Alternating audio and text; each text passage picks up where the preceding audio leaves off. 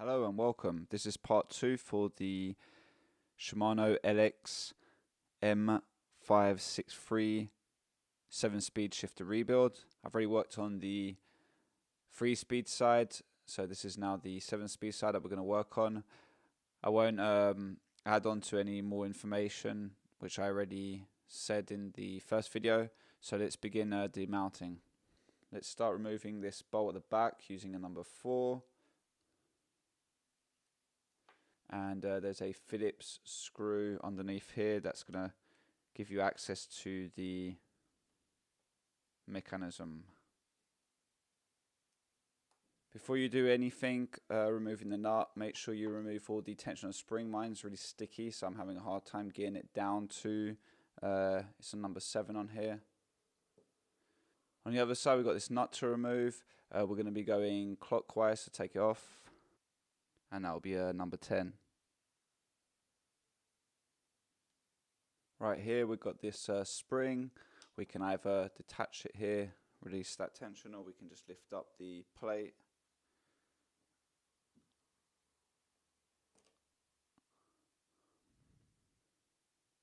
We can now remove that first return spring for the lever. Underneath that is a bushing. It's quite sticky. Finally getting it off though.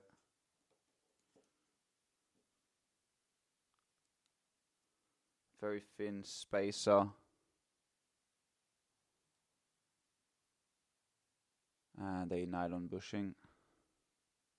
We can now remove the first lever. Underneath this there's a return spring that's hooked onto this part. You can now take that off. There's a bushing here to lift up. It's another thin washer.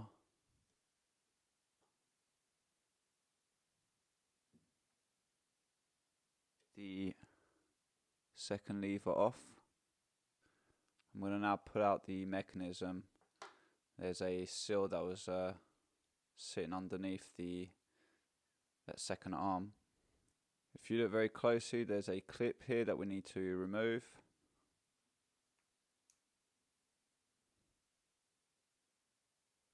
We can now lift up that plate.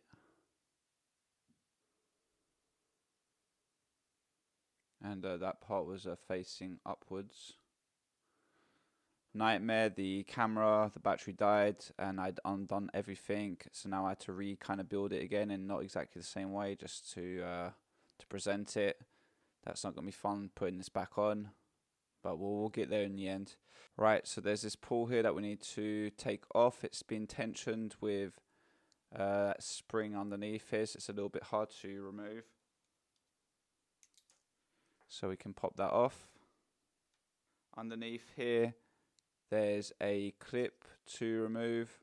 Right there, small little clip that's holding down that other pull.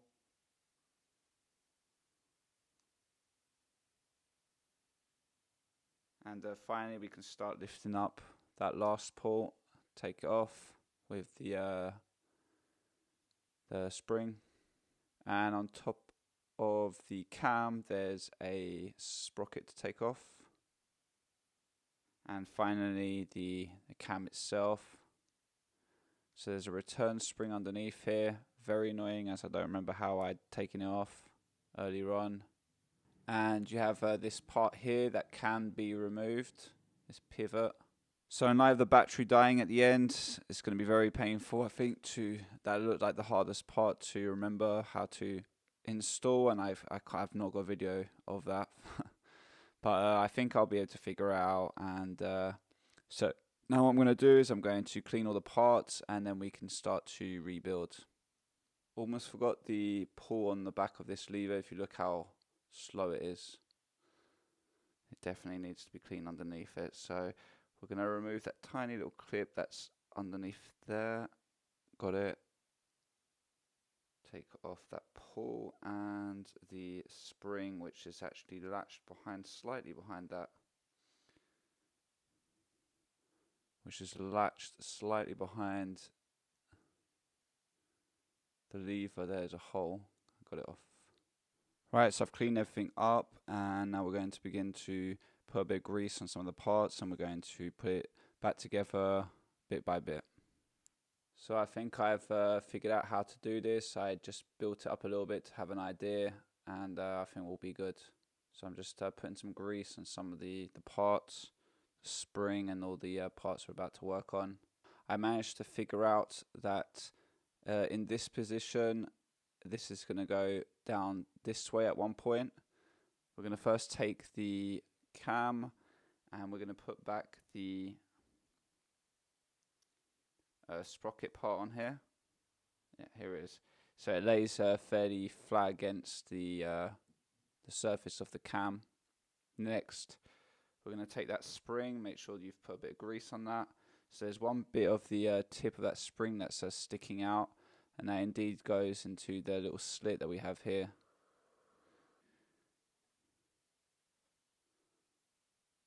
Now for the other tip of that spring right here that's sticking out, we'll first put the cam through, and that tip of that spring is going to go underneath here. You'll see some markings on mine. It says right and 1, I think.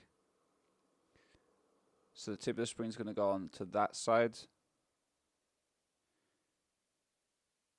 Okay, so that's fitted through. Right now, so for the other tip of that spring now that's gone through this, the bottom part of that pivot bolt thing, what we're going to want it to do eventually is go onto the right hole, which is here, that right hole there. Now you'll notice that when you put this down now, that the cam's in the way because there's this other pivot part here. So what we actually need to do is literally put in the other side here 180 degrees and not to push down, but what we're going to really want to do is turn this this part here around by tensioning it, and you want to turn it 180 degrees. So I'm about to do that now. Okay, I think I've reached it. Yeah, I have. Okay.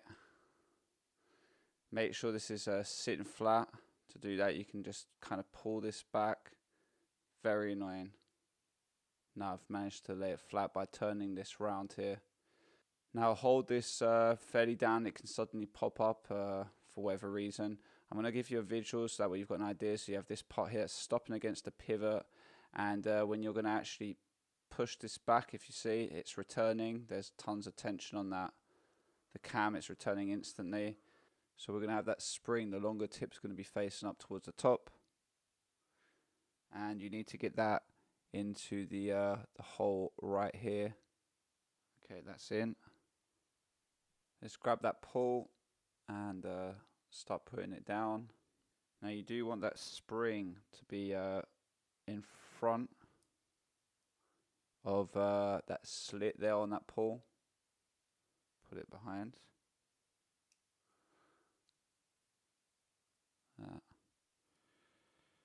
Okay. Yeah, I've got it down.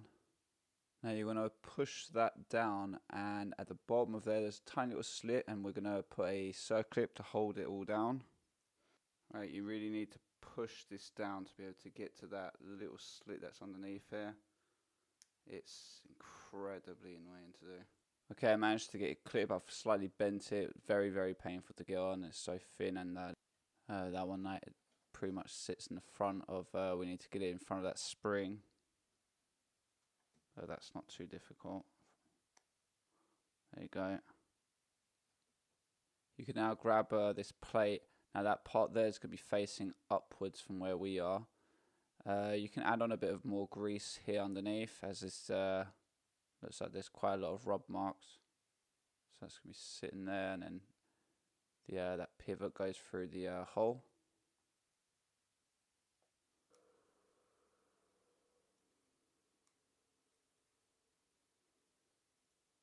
So now we're going to grab the lever, put a little bit more grease, and that part here that's sticking downwards is it's going to be going like this eventually, and it's going to be flicking that part of the pull. Grab one of those, it's not copper, kind of like, must be nickel. One of these washers, there's two of them anyway, I think they're both the same size, so it's not very important. Make sure you put a little bit of grease on that, and that's going to go onto the bushing, the shorter sized one right here, and then that's going to lay flat, and then we're going to push that down this way, and that's inserting into the spacing of that lever, so you need to push down. Now here's a spring, you have that hook part.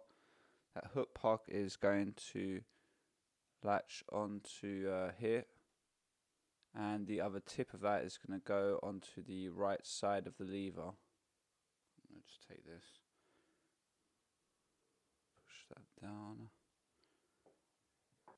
and I've let go. We're going to work on the next lever now, so you can put a little bit of grease on this little pivoting part. Now we've got this spring, the shorter bit here, that hook part's going to go into that little hole here on the left, so you need to push that through. And then there's the pull. I'm going to put it in facing this way, push it all the way down, and you'll see that spring just goes over it like that, so that eventually when it's facing this way it's flicking down. And then there's a tiny little circlip on the top of this. We can now clip it down. And then this pull, you need to kind of put it back a little bit, or in any case you want it to be going in front of that part here. So I'm going to put that down now. There's a nylon bushing that needs to sit inside of this lever. I think the flat part needs to be towards here. So there's going to be another fin washer that sits on above here. I'm going to dab a little bit of grease around here because we're about to put another bushing. So grab this one, which is longer, fit through there, and you need it to go until it's sitting completely flat. The return spring for the last sleeve that I've put now, there's that hooking part, and that needs to go behind there.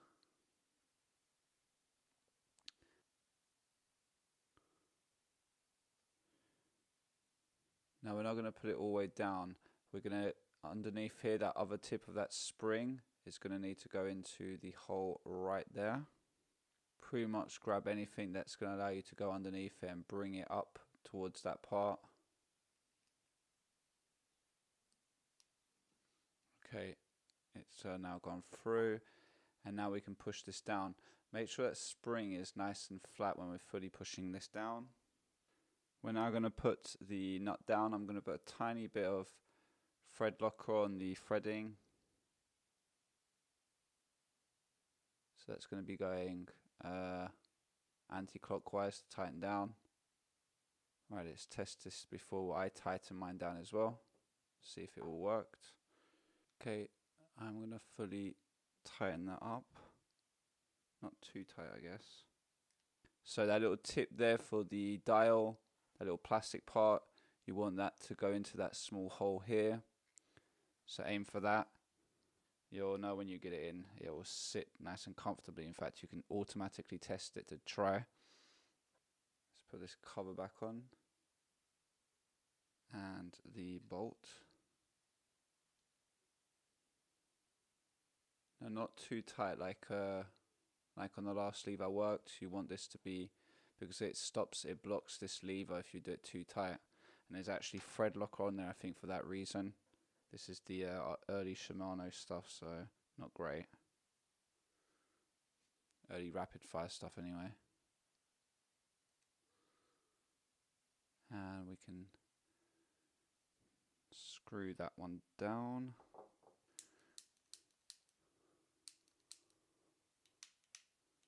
Right, well that's looking great. So thank you for listening, and I hope this helped guide you to repair or service your Shimano LX M563 7-speed shifter. Until next time, peace out.